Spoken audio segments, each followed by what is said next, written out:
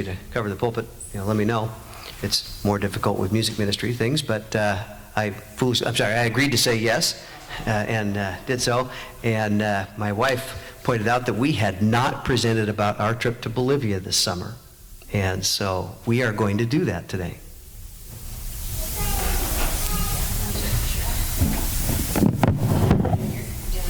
Over here is fine. There's a lectern. Oh, there's a microphone. My bad. Okay.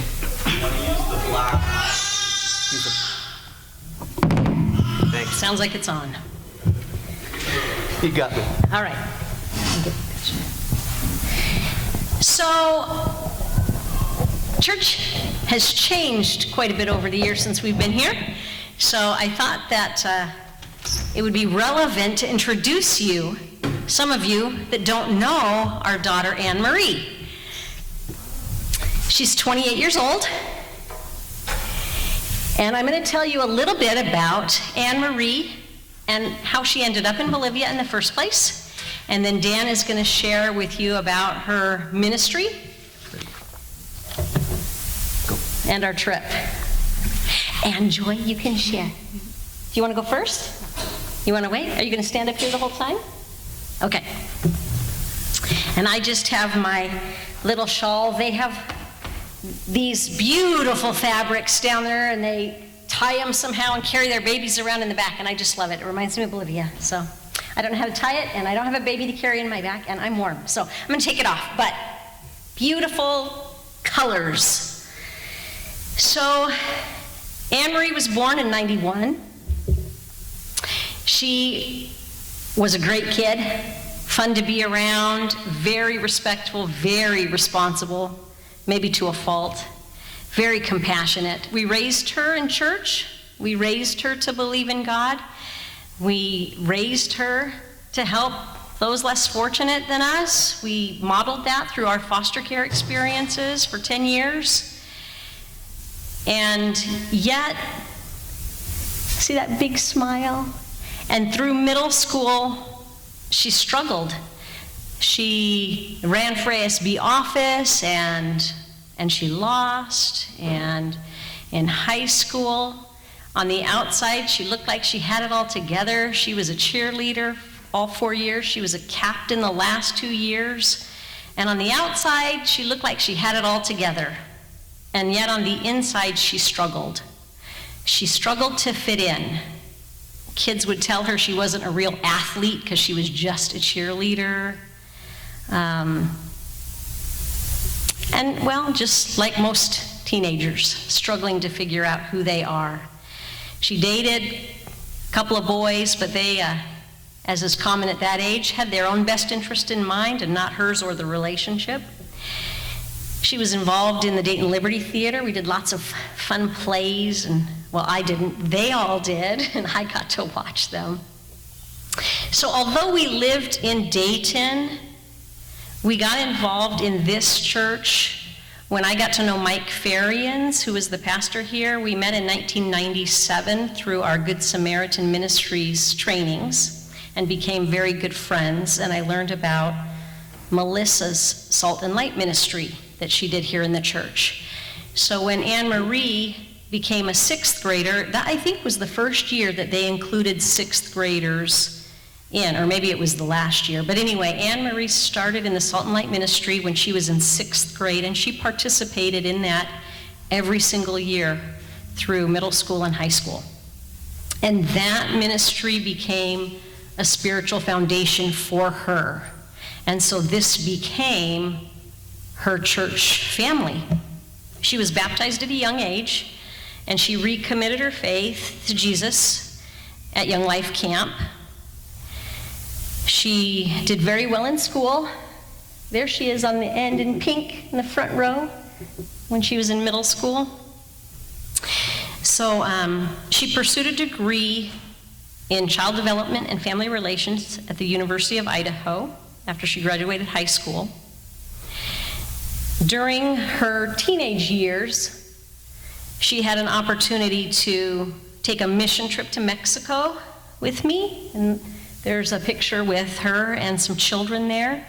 She also took another mission trip to Mexico in her college years and chose to study abroad in Costa Rica one of her summers while she was attending the University of Idaho. So she had a lot of exposure to the Latin American culture and to the language. She was fluent, very, very fluent at it, very well. I wish I could remember Spanish from my high school years, but she maintained that. So after she graduated from the University of Idaho at 20 years old, she took her first job in a Montessori preschool in the Tri-Cities. And in her free time, she volunteered with a Hispanic, I don't know if it was a church, but she would teach English. And she would see the needs in that community, and she wanted to do more.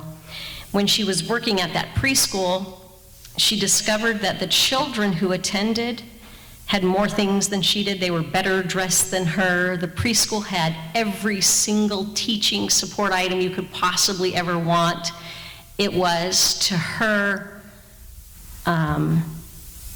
such a surplus that she enjoyed it, but she didn't really feel needed, I guess you could say.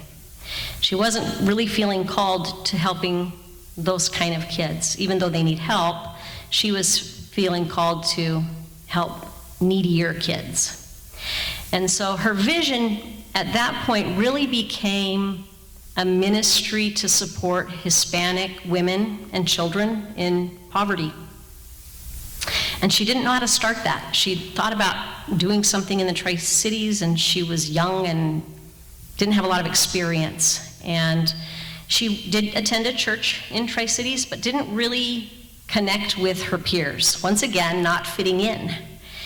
She found that the American culture, although they might go to church on Sundays, they wanted to go out during the week or go to the bars on the weekends, and that wasn't her. So she wasn't finding friends her age. She found friends that were older.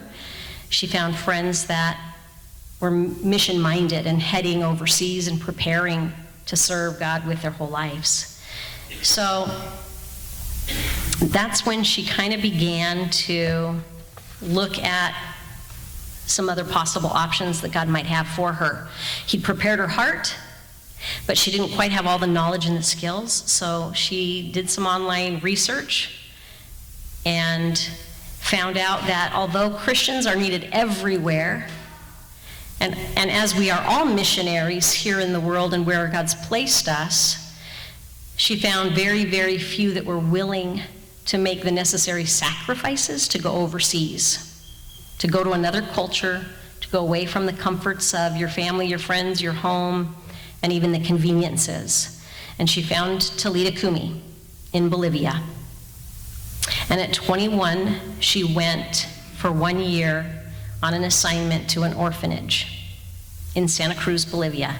And I hoped that it was just a temporary thing for her. She was young, she was single, she was a female, she was going far away, and I couldn't protect her. And while she was down there, she connected with other ministries and other people like her, Christians that took their faith seriously and lived it every day.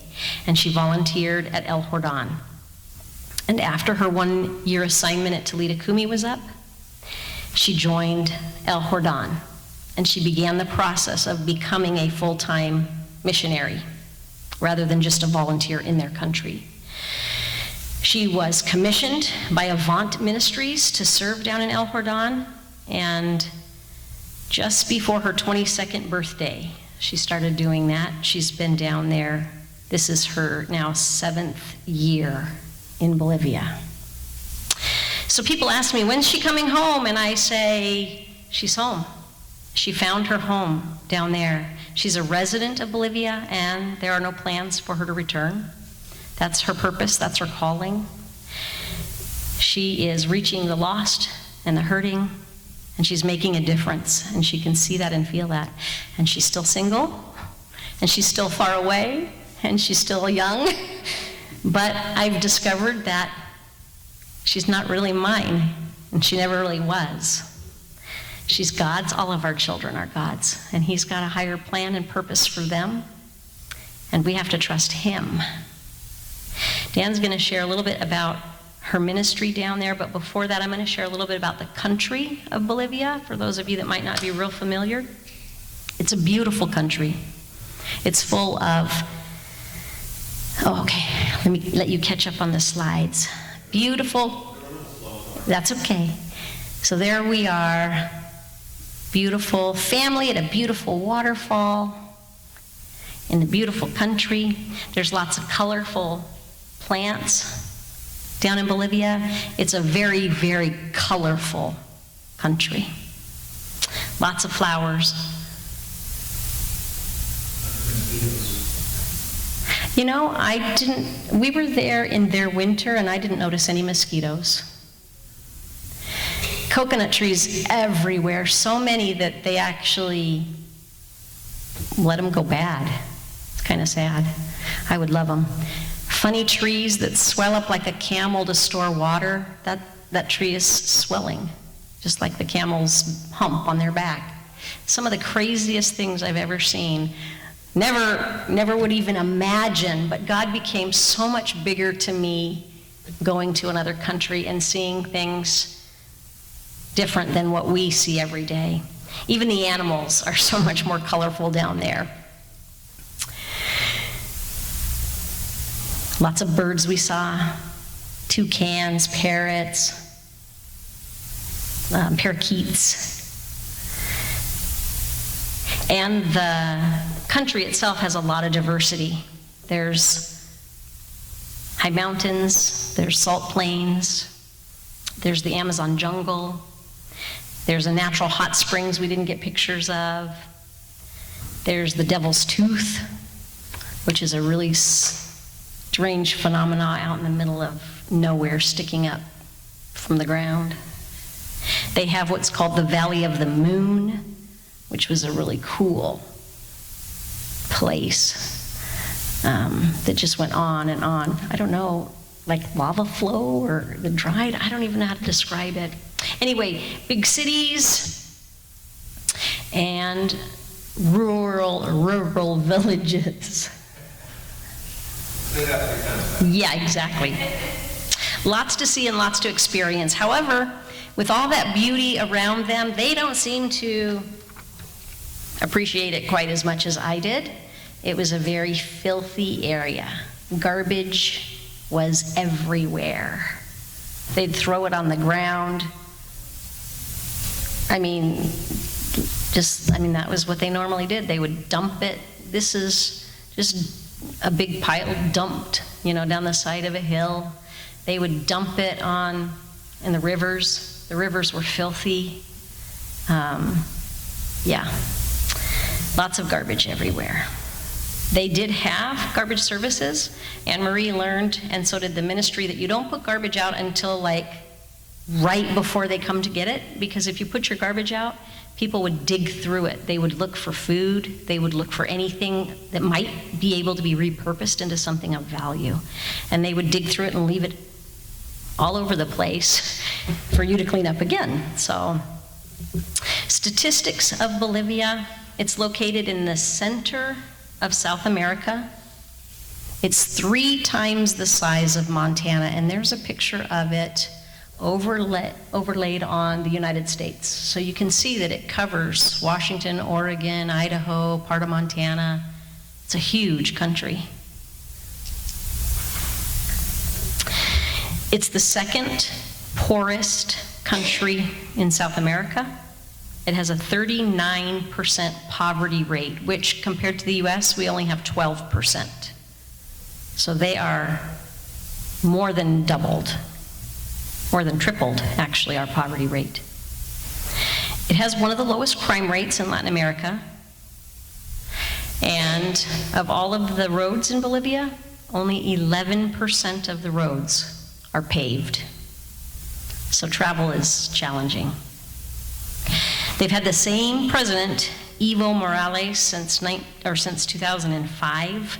He kind of keeps changing the law so he can remain in government, and they're not happy with him, and so there's lots of problems sometimes with the government. While we were down there, the people took a day off to protest. Half the workforce down there is agriculture. The main economies down there are agriculture and mining natural resources. But Bolivia is the third largest producer of the coca plant, which we would know as cocaine. Down there it's legal, not the cocaine, but the coca leaf. And they sell it and they chew it. They use it to suppress their appetite when they're hungry and there's not a lot of food. They use it to keep themselves awake so they can work longer hours to make money. So I want to add that the poverty down there, they don't have welfare systems like we do. If they're poor, they have to beg or steal or prostitute, or they're homeless. They use drugs to cope. And down there, the main drug is glue. They sniff glue, shoe glue. It's cheap, accessible. Kids get it. They carry it around with them. They put some on their fingers. You'll see them just like wipe their nose and they're sniffing the glue. And we witnessed it. We were having a conversation with someone and there it was, sniffing the glue. So they're in survival mode with all those hardships of life. They just try to get through the day, just enough to eat for today. There's kids that don't go to school because they need to go beg for food, for a meal.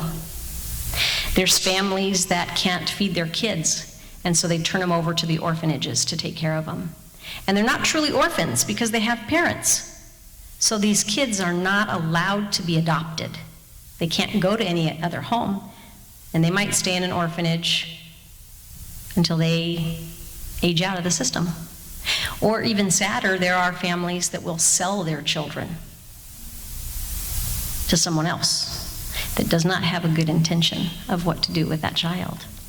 But they can't feed them, and they're just trying to get by each day themselves. So this is where Annemarie lives. It's the largest city in Bolivia, Santa Cruz. There's about 1.5 million people, so it's twice the size of Seattle. 60% of the people are under the age of 25. And 78% of the people in Bolivia claim to be Catholics. The Catholic churches are all over the place. They are beautiful. They are almost worshipped. They are a religious people that don't know Jesus. So Annemarie is down there trying to make a difference. Joy is going to share a little bit about her trip, and then Dan is going to share about our visit and Annemarie's daily life. So what do you want to say, Joy? She was with us. I did make some friends down there. I can only remember 2 of their names. The first one was Bethany. She actually asked if she could be my friend, and I said yeah. My second friend, her name is Katarine.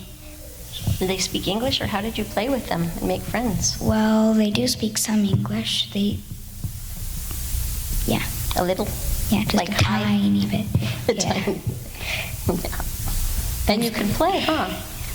Play is a common language, even if you don't speak the same language. You speak play, huh? Anything else you want to say? No. Okay. All right. It's up to you, Dan. And if he forgets to share, we've got some stuff in the fellowship hall for you. I didn't use that, so you'll have to find your page. No problem. Okay. Yes, we did jump right in at times trying to speak the language. My Spanish got a little bit better, although early on I made a mistake, and I was speaking to a 12-year-old boy, and I said, Annemarie is known as Anita there, little Anna. And I accidentally said, tú eres papá de Anita, when I meant yo soy Papa de Anita. So I told this young man that he was the father of Annemarie instead of saying, I am the father of Annemarie. He just kind of looked at me funny and then just, Norte Americano ignorante. Yeah. So when you travel to live as a missionary, very often your daily life is just that, daily life. You have to clean your house, maintain your car, pay the bills, all that sort of thing that we've got to do here. We got to go there and sort of do life with her for 3 weeks or so, although she did take us around to see some of the turista things, like the zoo. There we go. And, oh, wow. Somehow my notes went straight from alligators to empanadas. Okay. Yes, please.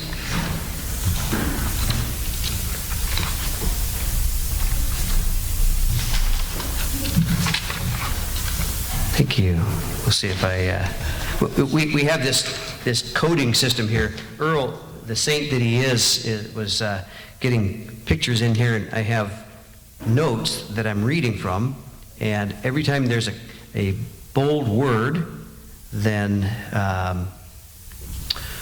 there's a little number afterward, and Earl has it down, knowing which picture is supposed to go after that number. It's really pretty amazing. So, I'm sorry? Oh, okay. So we saw some pretty amazing things. This large cat was in an enclosure, in case you're wondering. In fact, even some things that were maybe even a little bit magical. There we go. The horse is plastic, the girls are real. We got to see the botanical garden and some of the surrounding area as well.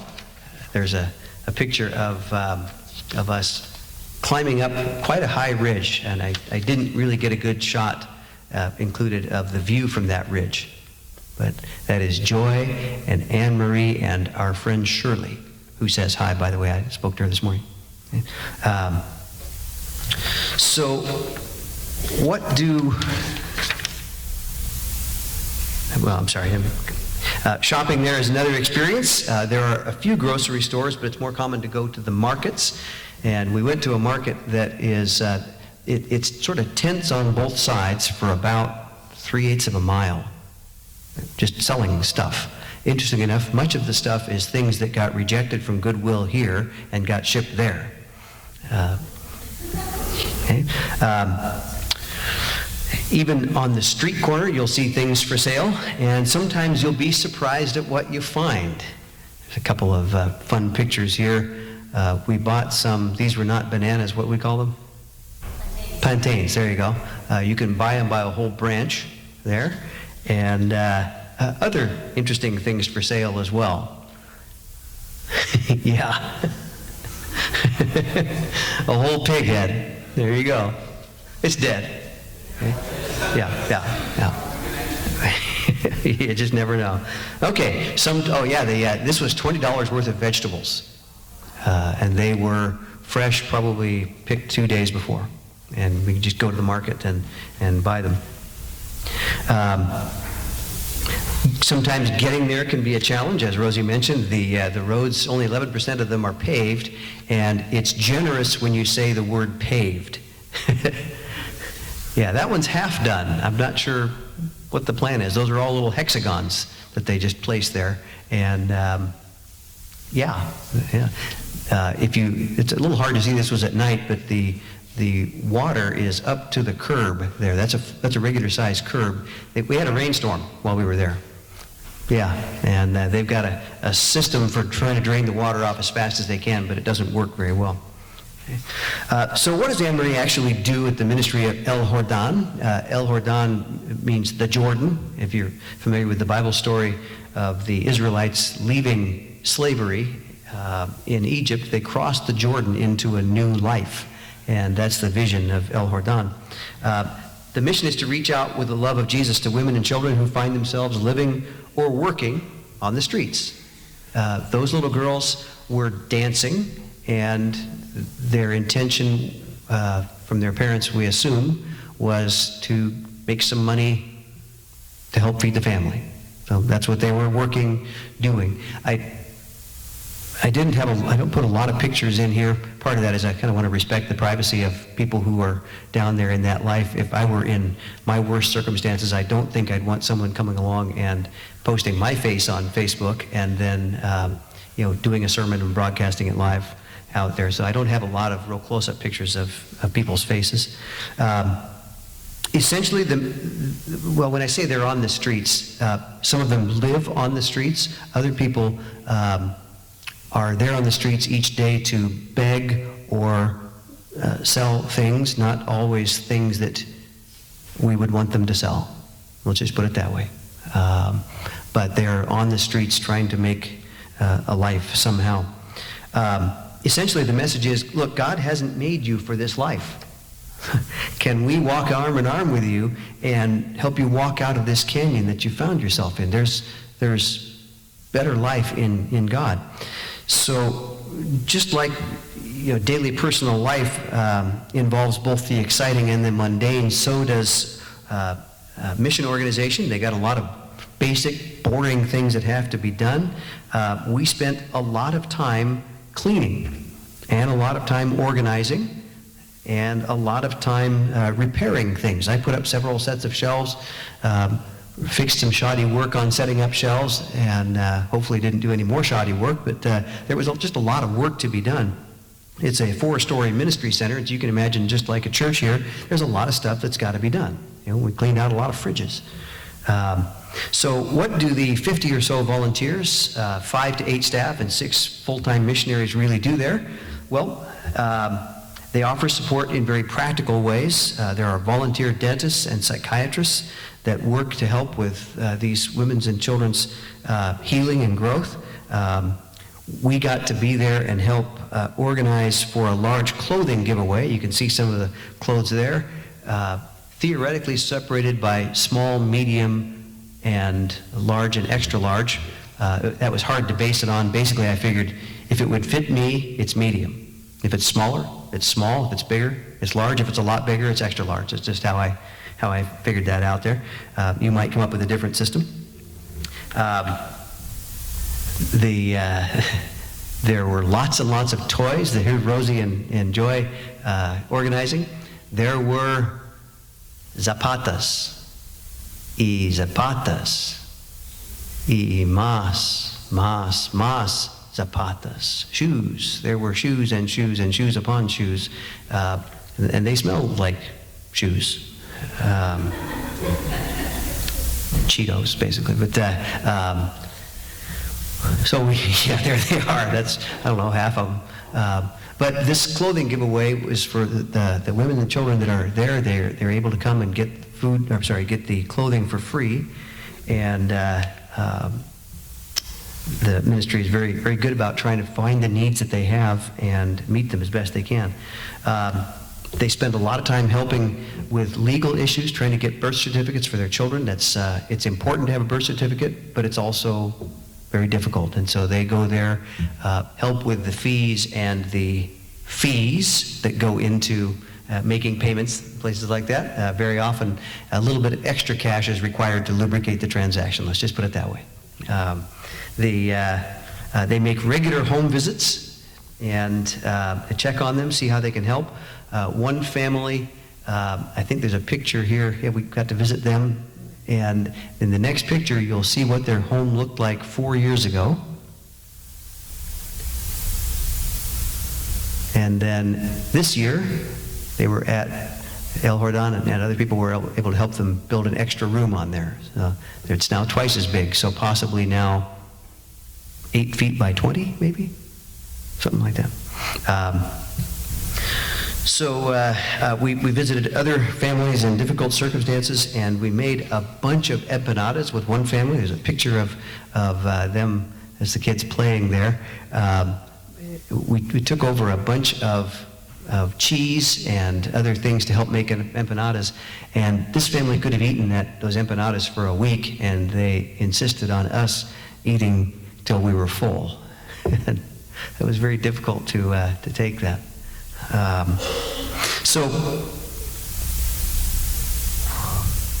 when you go there, it's easy to think, oh, we're helping out, we're making a difference. And in some cases we are, but in many cases what we're doing is helping them recognize who God is and bringing them closer. And that's in some ways about all we can do. The ministry offers classes and skills. The idea is we can teach you how to do beadwork or bake bread or do sewing or manicures. Here's Mary making her cuñapés. They're delicious little pastry made of nothing more than yucca flour, cheese, and that's about it. They had manicure classes. I think that's Rosie's hand there with the blue and colorful on there. They have bi-weekly classes for children and teens. There's Annemarie leading a group there, and also homework help. And I got to help out a little bit with some math. In fact, occasionally Annemarie sends up a problem for me to work on and then send it back to her even now, so I get to help with homework. There are classes in card making. In fact, we have some that are for sale, or suggested donation of $3 there in the back over here that women make and sell. And the idea is if you could sell bread or cards or beadwork or something like that, then you don't have to sell yourself. And that's the idea. Families are invited once a month to a chapel where they worship God, learn from His Word, break up into age groups, and learn even more specifically about God and His love for them. El Jordán also provides a meal for each of them, about 150 of them at the last chapel service that we went to. They have several ways in which they reach out to the community. One activity is called Friendship on the Streets. It happens in July every year, and about 500 meals are prepared. There we're getting them set up and put into little containers and wrapped up, and distributed to various places throughout the city. I didn't show pictures of them just out of respect for their privacy. Again, that's not something I'd want shown on the screen necessarily. Joy jumped in and helped count about 550 different cards. There she is, counting up cards and helping out. And just about everybody has something to do. In fact, what they try to do is have local churches either provide the funding or even better, do all the cooking and then help with the distribution for the food. Sometimes that works out, sometimes it doesn't. Some of you might remember 2 years ago I stood up on a Sunday morning and said, Friendship on the Streets is this week, and Thursday there's nobody covering the meal. And it's going to cost about $250 to $300. If you'd like to help, get me some money and we'll send it down to them. That afternoon we sent $340 down to help with the meal for Friendship on the Streets. It's inspiring. Local churches are encouraged to help. This can be difficult at times. As you know, we have a hard time at times following Jesus the way we really should.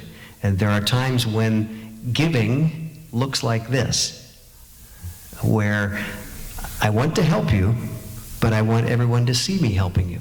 And that can be frustrating. In the mission community, sometimes you'll hear the term poverty tourism, where the idea is sometimes people want to go on mission trips or want to go see what's going on in missions so they can see how bad it is everywhere. And I haven't seen that instruction in Jesus' mandate to feed the poor. And so we have to be careful with it. So why are Dan and Rosy presenting this to you? Well, one, we wanted to be aware of what our daughter Annemarie's doing. She's a member of this church and community, and this church and many individuals support the ministry there, both with prayers and financial support. We want you to continue or begin supporting work and others like her that have the opportunity to be the hands, feet, and voice of Jesus in places that you're not likely to go. This work can't be done without money and prayer.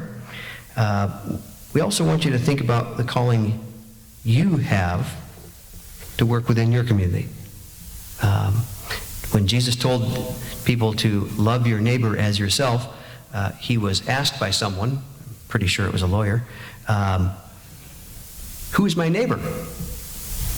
That's when he told the story of the Good Samaritan. And the general message of that story is this: the neighbor is whoever God puts in your path. And so Annemarie's path has taken her to the women and children of the streets of Santa Cruz, Bolivia. She's grateful for your support and encouragement, and she'd be encouraged to know that you're reaching out to the people around you to be the hands, feet, and light of Christ. There are ways that you can partner with the ministry. On the table in the fellowship hall, there are some newsletters. You can sign up for her newsletter with an email address. You can go to avant.org, and we can get you that website for donating. You can buy cards that were made by women there during the ministry. And there are pamphlets. There's even a couple of DVDs if you'd like to take them and borrow them and see what they're doing down there. There are photos of kids that you can take and pray for. So ministry happens all over the world. There are missionaries that go everywhere. If you folks have a daughter that's in Ukraine still, there you go. And Probably a lifetime. probably a lifetime. There you go. And they need your support and encouragement and prayer. We happen to be connected to ministry here. Oh, and Carol was just on her mission project there for quite a long time, still maintaining the relationship with schools down there. So it happens all over the world. And we appreciate your support, encourage you to reach out within your community, reach out to missionaries and support them. There are lots and lots of opportunities. I'd like to close in prayer and then move on. Father, thank you that you've created a lot of different ways, a lot of different people, a lot of different cultures, and some of them look kind of dark at times, but I know that your hand reaches everywhere. Would you strengthen the missionaries, strengthen the support staff, the paid staff there at El Jordán, give them peace today as they rest, strengthen them for their work, give the encouragement they need and the financial resources they need to get done what you've called them to. Thank you. Amen.